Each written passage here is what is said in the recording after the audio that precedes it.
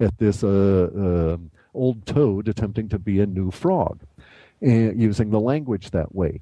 When you get that feeling, seize on it and remember it, and let your body remember it, because that's part of your internal sensory apparatus that is connecting your neural brain linguistic center with your actual intuitive brain, which is around your intestines.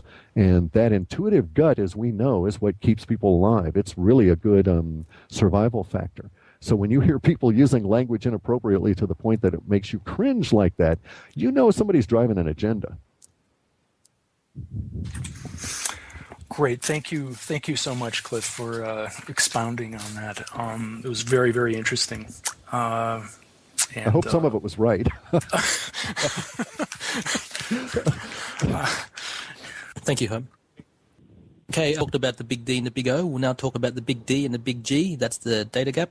Next question is from Plain. Yes, Clif. I've had the personal experience that a shock in my life pretty much wiped out the tendency to have predictive dreams. So maybe people walking around in shock would not have much psychic data to be grabbed, and hence the data gap. What do you think? It's an interesting thought. I don't have dreams. I don't have predictive dreams at all, and I don't have any dreams at all that I really recall. There's probably something to that idea. I know that it is not as simple as George originally thought, and then I grudgingly came to believe that it was at least a component, and that is the breakdown of the hardware of the internet. It's not quite that simple. So if indeed people lost we'd have to think about it. If they lost the predictive ability, we would run into a very hard wall. It would probably be more of a dithering effect, though, unless that was all happening en masse as a result of a single event. We don't have dithering. We actually do have the hard wall effect.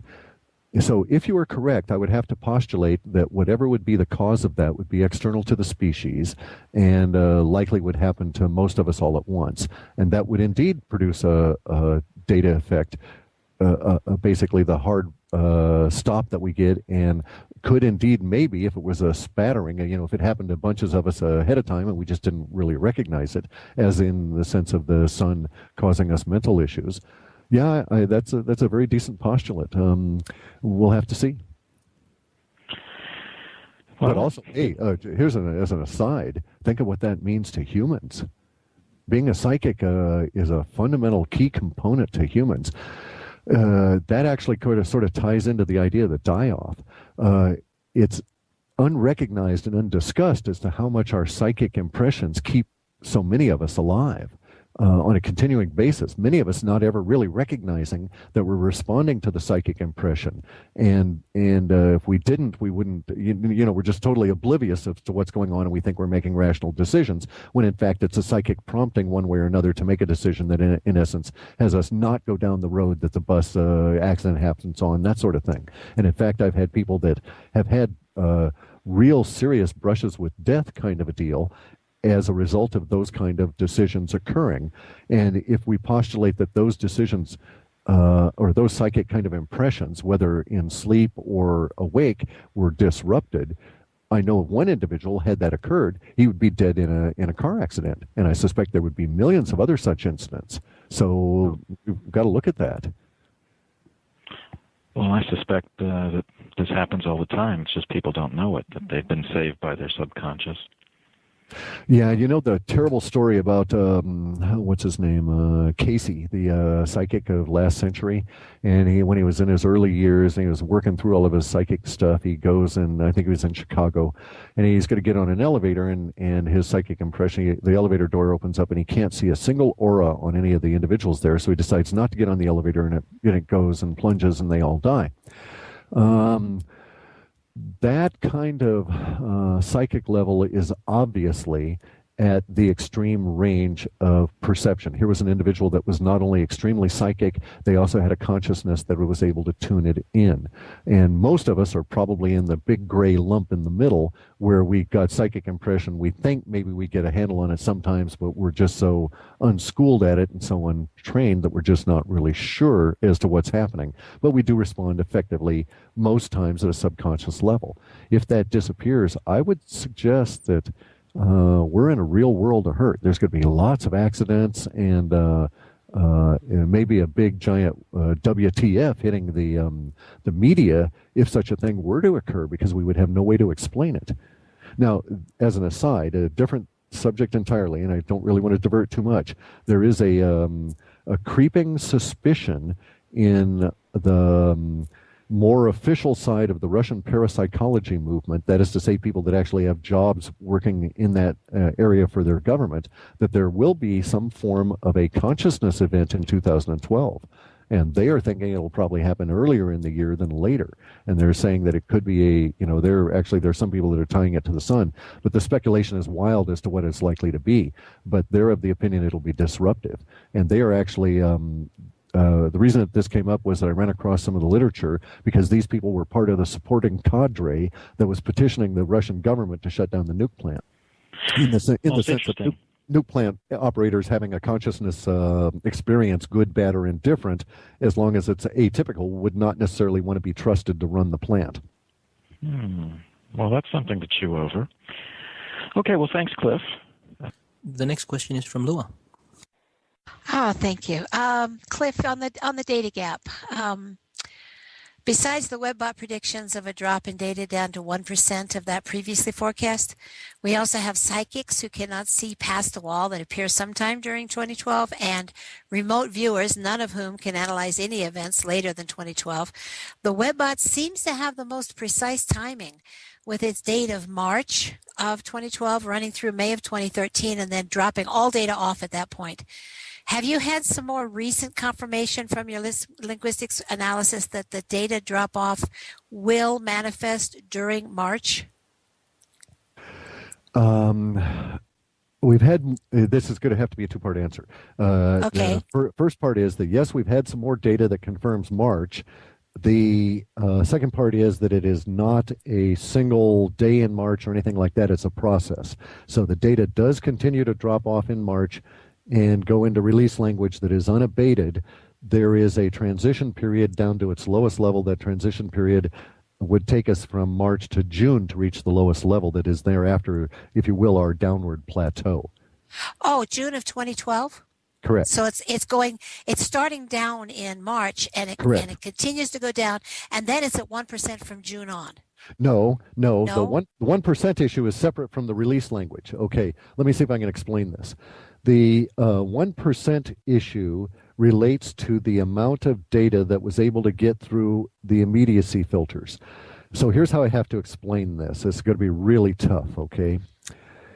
We're gonna create a metaphor here. We're gonna structure a little image, and we're going to pay some attention to the image itself, and we're also going to pay some attention to what happens within the image I'm going to present, so that I can sort of give you an idea of what actually occurs from the model space viewpoint.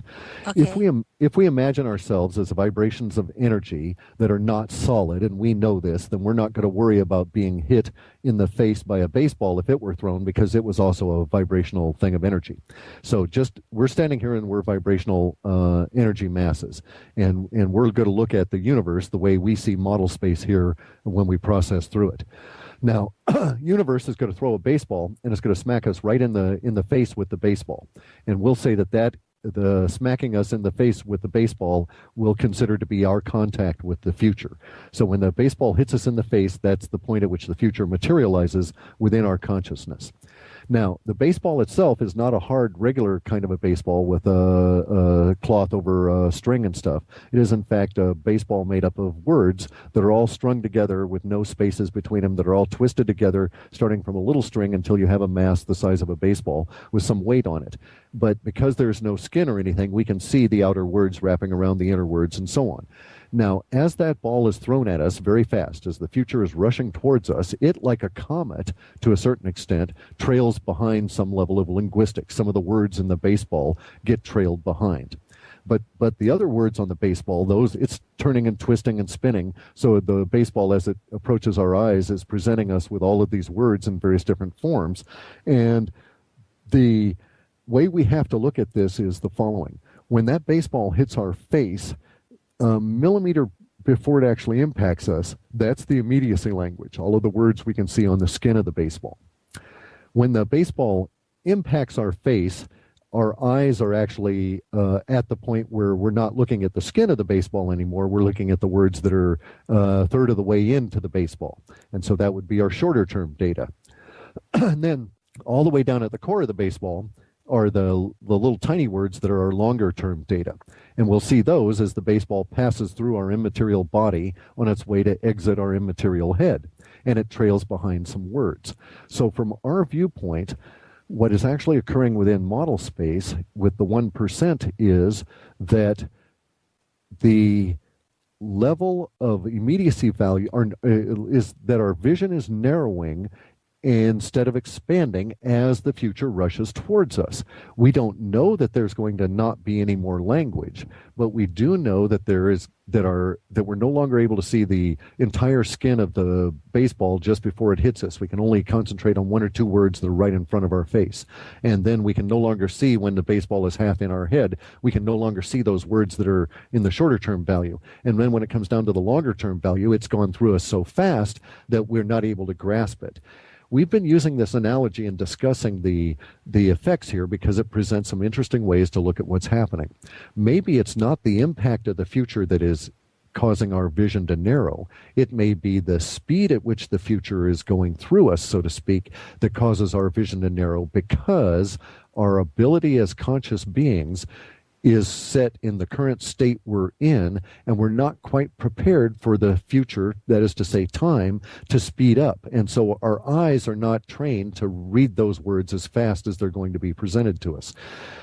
This would be one reason the one description as to what we're looking at.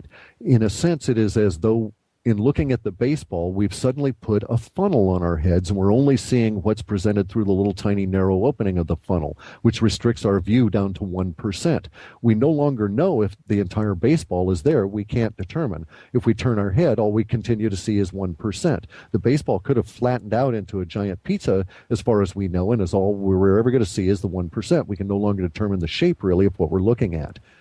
And so when we get into 2013 and beyond, the projections of the data that used to be rather distinctly the core of the baseball are now 1% of a smaller reduced 1% to a shorter term, which are part of a reduced longer term. Now, this could be, as postulated, that we all lose our psychic ability, or it could be that there is indeed a fundamental change in the nature of reality, and that nature could specifically affect time. And since our brains are not cued to work on a faster set of time, maybe this would account for the sun disease, maybe this would account for the loss of psychicness, or even our ability to interact effectively with the internet. And maybe all this technology will just sit around and rot because we all go into some dodo bird land and never come back as a result of sun kind of stuff. That would present an adequate explanation for why we have a data gap. It would also present an adequate explanation for why we have a 1% that seems to come back. The reason being that in universe, nothing is ever 100%. If we take an antibiotic and we're going to go like penicillin and we're going to go and try and kill a staph infection, we'll never be able to kill that staph infection 100% with that one treatment of penicillin. Some percentage will always survive and it'll rebuild. And that's why humans are here now. We've been through so many rebuilding episodes because universe favors the disorder and the chaos that life presents. We're life and we just react that way. In regards to the data hard gap itself, such an understanding would also, the 1% flattening out or the shape of the baseball changing or it's coming by us too fast, any of those kind of conditions in the change of the physical reality would also explain the large fall off in the data itself without really getting into what happens to humans to cause that or interact with it. So is that explanation clear? I think I'm going to have to listen to that about 6 times before I can, but yes, I think it was clear. What does it really mean to have no building tension language for the foreseeable future for 3 years?